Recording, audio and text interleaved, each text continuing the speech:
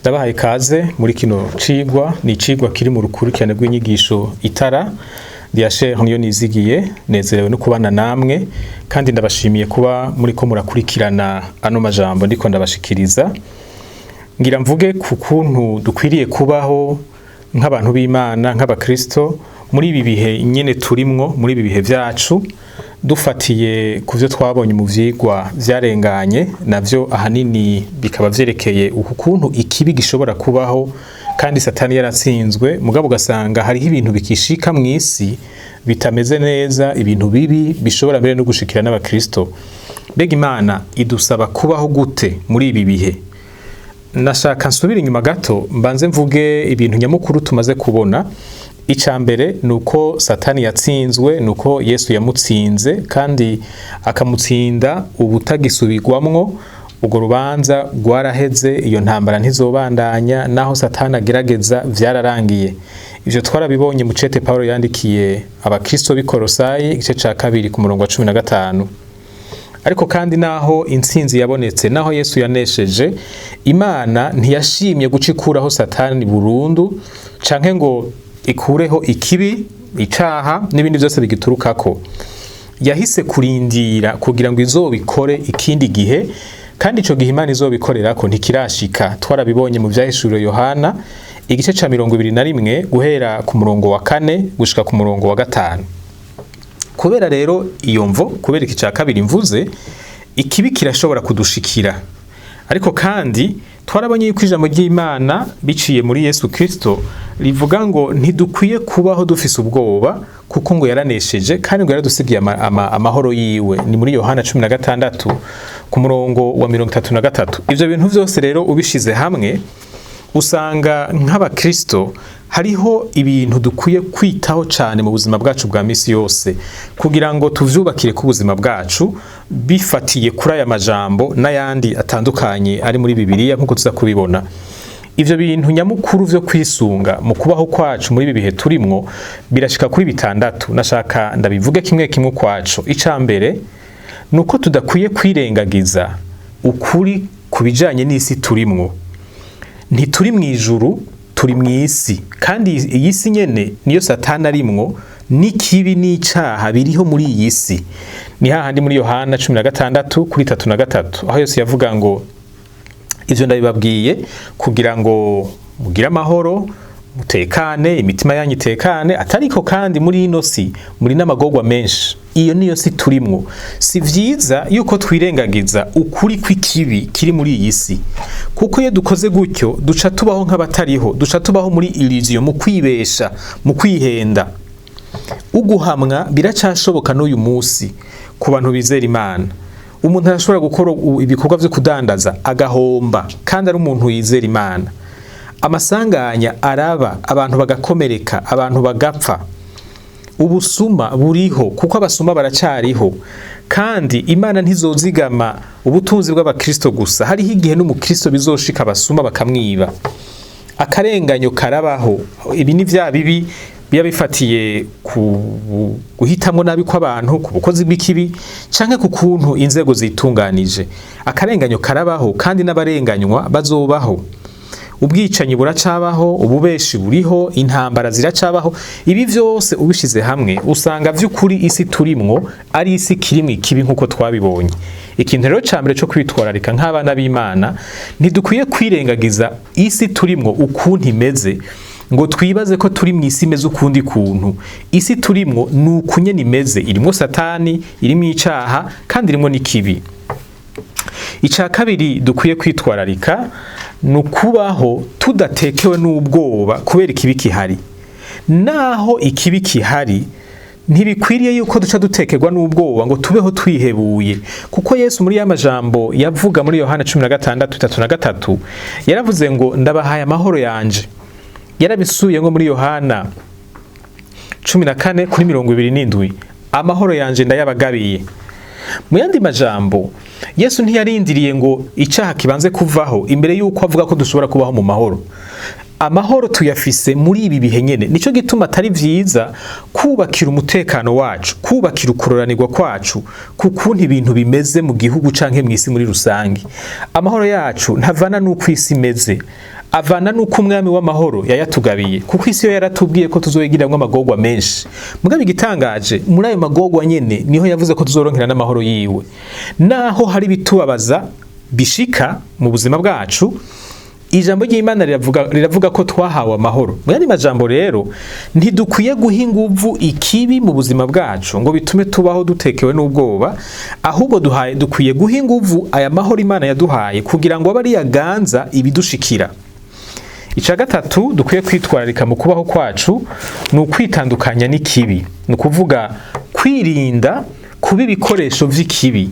Turazi se kibi uwo ari we, ni Satani. Igihe cose dukoze ikibi canke dukoreshejwe ikibi, tuba tubaye abakozi ba se kibi. Twarahisemwo kuba abakozi b'Imana, twarahisemwo kuba abana b'Imana, twarahisemwo kuba ibikoresho vy'Imana. Nta kuntu rero twohindukira ngo duhinduke ibikoresho vy'ikibi, ngo duhinduke ibikoresho vya Satani. Muri Timoteyo wa kabiri igice ca kabiri ku murongo wa 19 niho havuga ngo abambaza Imana bose bakwiye gutandukana n'ikibi. Yesu yavuze ko turi umunyu n'umuco w'isi. Turi muri ino si kugira ngo tuyigaragazemwo ivyiza bituruka ku Mana, biciye mu kuntu tubaho, biciye mu vyo dukora, biciye mu vyo tuvuga, biciye mu kuntu dufata abandi bantu. Nico gituma dukwiye kwitwararika cyane, tukagerageza kuba abantu batuma aho bari ikibi gisubira hasi, ikiza kikaduga.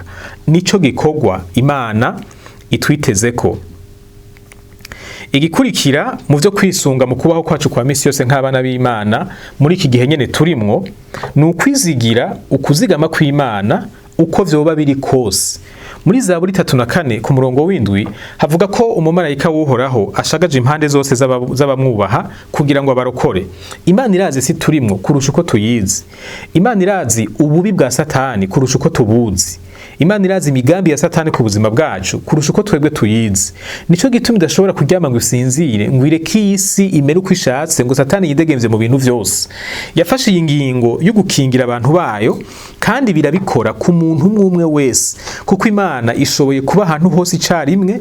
Ntitegerezwa kubanza guta umwe kugira ngo ije gutabara uwundi.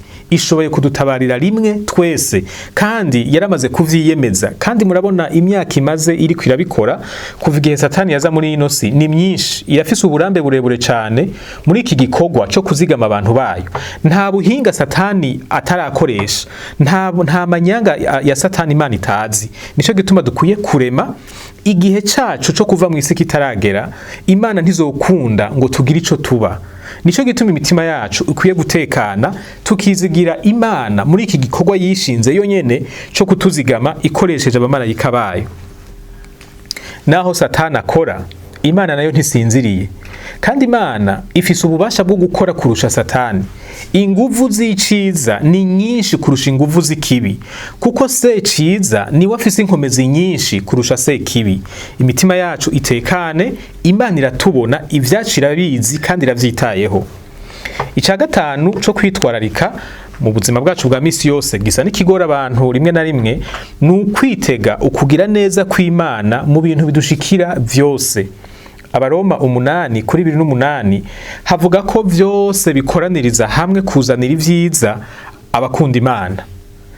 Imana irafise ukuntu ihindukiza imigambi mibi ya Satani kuri twebwe, maze ikayivyazamwo ivyiza ku buzima bwacu no ku buzima bw'abandi. Hari umuririmbyi yaririmbye ngo iyo utantabara nari kumenya gute kuri Imana itabara. Ariko kugira ngo atabagwe nuko yabanje kugira ingorane. Kandi namwe murabizi, iyo turiko turashinga intahe tuvuga Imana ko ikomeye dufatiye ku bintu twiboneye, kenshi tuba twayiboneye mu bihe bigoye. Mu yandi majambo, hari ibintu tutomenya ku Mana iyo tuba tutokwigeze duca mu bihe bigoye. Imana irafise ububasha bwo guhindukiza ibintu vyose bidushikira, bikatuveramwo ibintu vyiza kandi bikaba n'inyigisho no ku bandi. Nico gituma iyo ikibi gishitse, umuntu ntakwiye guta umutwe ngo have yibaza ati none Imana yagiye hehe, ahubwo akwiye kurondera kumenya Mana ushaka kunyigisha iki muri kino kibi ndiko ndacamwo.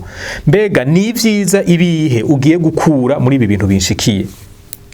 Imana irahindukiza ibibi bidushikira bikatuviramwo ivyiza. Ico kintu turakwiye kucitwararika mu buzima bwacu bwa misi yose. Icanyuma no guhangana na Satani mu kuntu tubaho, cane cane biciye mu gusenga. ijambo ry'Imana rivuga ngo tugwanye wa mubi nawe azoduhunga. Ntirivuga ngo duhunge wa mubi, ahubwo tumuhunze tuba tumuhaye akaryo kuko dukinagiza no kutubuza amahoro. Ijambo ry'Imana rivuga ngo tumugwanye, tumuhangare. Mu Banyefeso 6 kuva kuri 10 gushika ku murongo wa 19 harerekana ingene dukwiye kwambara ibigwanishwa kugira ngo dushobore guhangana na Satani. Satani arafise ukuntu afise ububasha bwo gukora nivyo yonona, mugabe iyo tumuhangaye tukamugwanya dukoresheje ibigwanisho Imana yaduhaye aratakomoka, niko ijambo ry'Imana rivuga. Turakwiye kwisengera, tugasengera imiryango yacu, tugasengera ibihugu vyacu, tugasengera bene data kugira ngo ububasha bw'Imana bugaragare mu buzima bwabo maze inkomezi za Satani zineshwe. Namwe murabizi yuko iyo umuntu ahagurutse ahangana n'ububasha bw'umwiza, Imana iragaragara, ububasha bw'Imana bw'umwiza bukaneshwa. Ico rero kidutera intege. Mu majambo rero make ndabisubiyemwo, muri iyi myaka turimo nyene, muri bihe nyene turimo aho ikibi kiri mw'isi, biradusaba ko tutirengagiza uko isi imeze. Ikibi kirahari, ntihagira abantu baduhenda ngo bahave badutuma tubaho mu kwibesha, muri illusion. Ica kabiri, ntibitubereye kubaho mu bwoba ngo nuko Satani ahari.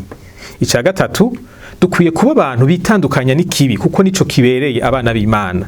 Ica kane, dukwiye kwizigira ukugira neza no kuzigama kw'Imana uko ibintu vyogenda kose.